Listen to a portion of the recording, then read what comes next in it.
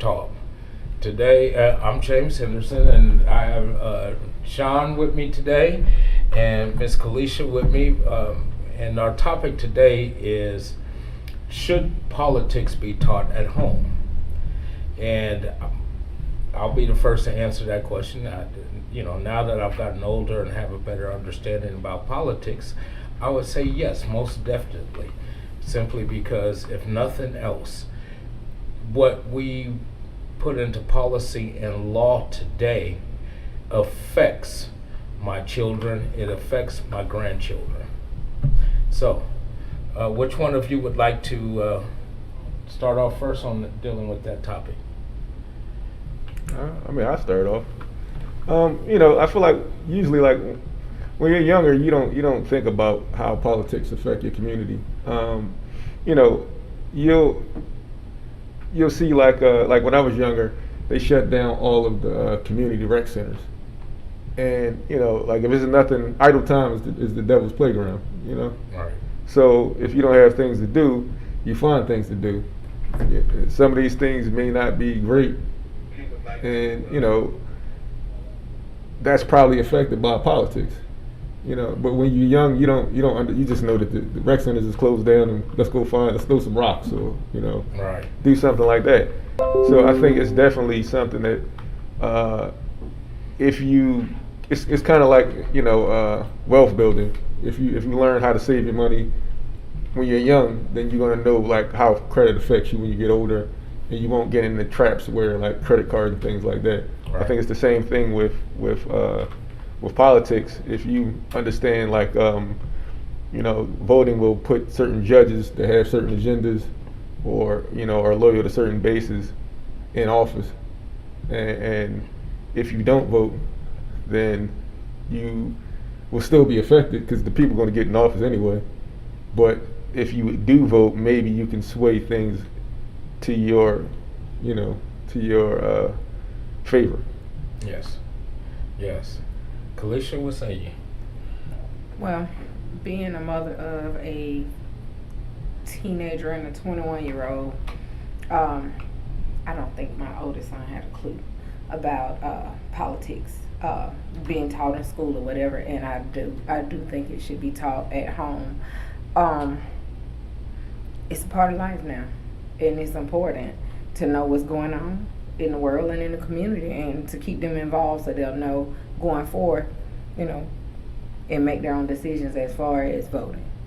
My question to the panel is, should you force your children to have the same beliefs you have?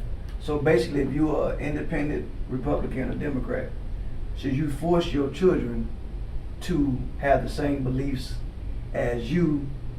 And at what age will you, two-part question, and at what age would you sit them down and tell them why you believe what you believe in? No, they have their own decision, but we'll sit down and discuss it, each party, and I'll tell them my reason why. And if they don't have the same, don't like the same party, we can discuss it. What age would you start that? No, it's a two-part question. Would you, to you, Mr. James, Yeah. would you force your kids to have the same politician beliefs as you? No, I'm not going to. I haven't forced them. I allow them, but I've always raised them to be independent thinkers, number one. That's just the way I raised mine. But at the same time, when I did start talking to them about politics, they were teenagers or preteens. But they needed to understand what and why I was making the choices that I was making as far as who I wanted to vote for. You sit down and you watching the news, and they might hear me fussing and carrying on because I may not like what was said by President Reagan at the time when I was in school, talking with my mom and my siblings and everything, and talking with my family members and whatnot, as to why I didn't like the things that he did. It did work, as far as I'm concerned right now. the trickle down theory did actually work.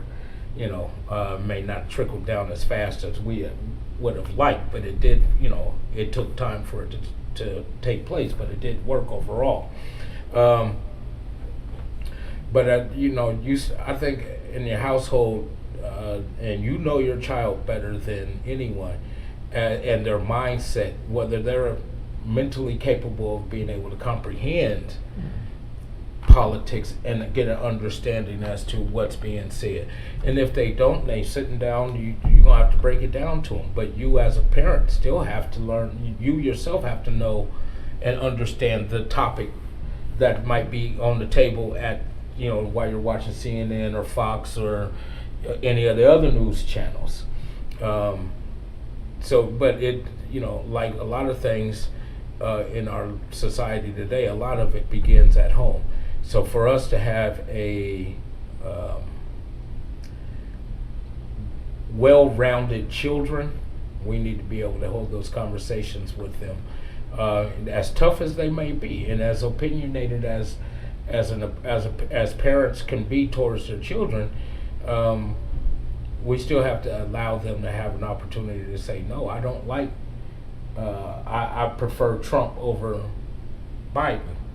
But that's their choice. But whether you agree with it or not, it doesn't really matter. You're having the conversation, and if you've been teaching them how to be independent thinkers, then if they disagree with you, then you're gonna have to accept that fact that they disagree. As parents, and we may not like it, but that is how you raised them. I mean, in my household, I was raised under a dictatorship. And I know, as society moves along, parenting and activities, kind of have moved along with it. But I think as a parent, you're also responsible for educating your kids properly on how to have deductive reasoning and coming to a conclusion. So, I mean, I will allow my children to have their own opinion, but as far as politics go, your children probably aren't going to get into that arena until they're at least old enough to vote, right, for one. But I think around 20-ish, 20, 24, 25, in that area. So they're kind of already outside your house anyway, so they're going to have their own opinion. But while they're under my direction, I'll try to give them each side of the equation and how participating in these elections will affect your community and the world.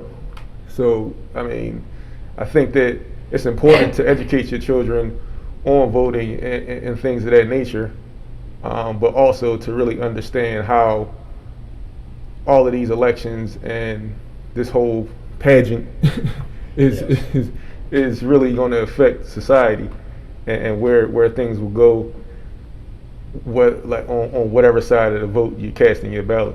Yeah. Okay, now how do y'all feel about when it comes to history in schools, the subject, and the teachers that teach, when they lean the kids a certain direction and the kids come home and question you on a one-sided teaching?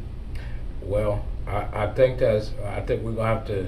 What, as far as politics? Politics. Okay, When because you got history teachers that try to teach it, but you can tell they teaching it on a one-sided, either right, Democrat or Republican, and your kids start to feed in to what the teachers are saying, not what home is saying. And you're asking how would you deal with that? Oh, well, no. Again, you got to, you still have to do your part as to, both sides of the coin, as Sean just stated, and be truthful with them. If you don't know, just let them know, say I don't know. But and if you disagree with the teacher, then you tell them that you disagree, and here's why. But these are the things that we have to be willing to be honest and not be combative. and go up to the school and get in the teacher's face, because you miseducating my child. But because we're all entitled to our opinions. But at the end of the day, you're giving them. You have to give them both sides. If the teacher gave one side, you're giving the other side. But at least then they can make their own decision based on that information. Now, what I was going to say, attached to that, one of the things as a kid for me growing up Saturday mornings was always, they had the ABC Saturday morning school things, and one of the things was they taught you about the bill, and my name is Bill, I'm just a Bill. And I don't know, the Schoolhouse Rock. If y'all remember that, and one of them was I'm just a Bill, and it told you the electoral process and the whole get down on how, and that was geared towards kids. But because you don't see that anymore, that helped you because be able to teach. It was a teaching aid. They were aid. And it helped you as a parent be able to, because now the kids have some questions about what is a bill, and this is what I learned just from watching this on Saturday morning cartoons. And I think there's a need for that now, because as you see, a lot of, because we have become so boisterous, even now, and you start seeing things even more, seeing it more when it comes to politics and whatnot, it's needed because the kids today don't understand it and don't see how their vote counts. And they may hear grandmother or grandparents or their older siblings or aunt and uncle or somebody saying that, well, it doesn't matter if I vote or not because my vote doesn't count.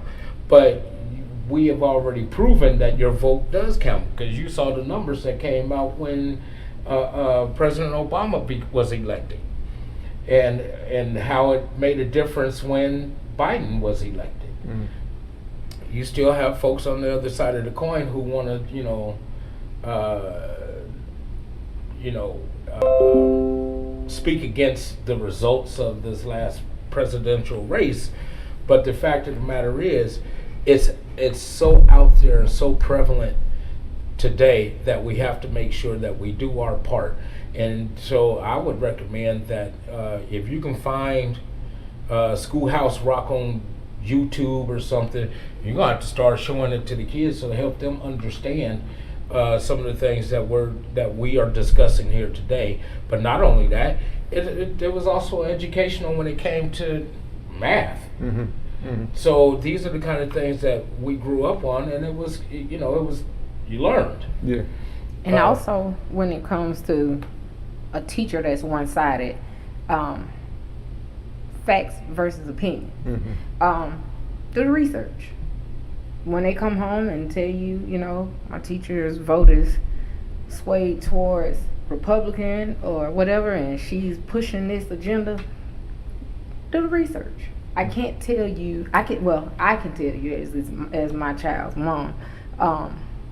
That's not how we see it on this side. If it's incorrect, that's her opinion. She's entitled to have that, but she can't teach you that and make that the truth.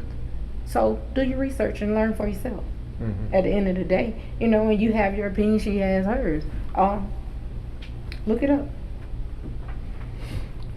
So in that closing, I appreciate y'all stepping in today for Push Talk Radio.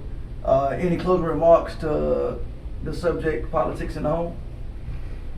I mean, really, I feel like the truth will lead you to your answers. If you go looking, you'll usually find the answers to some of the questions that you have, especially for a child. But those things like the resources you were saying, as far as like those cartoons that don't exist anymore, I think that is a space that those were an aid to starting a conversation on a child's level, so they'll be able to understand that. So, as an adult or a parent, it's like we just got to do our work to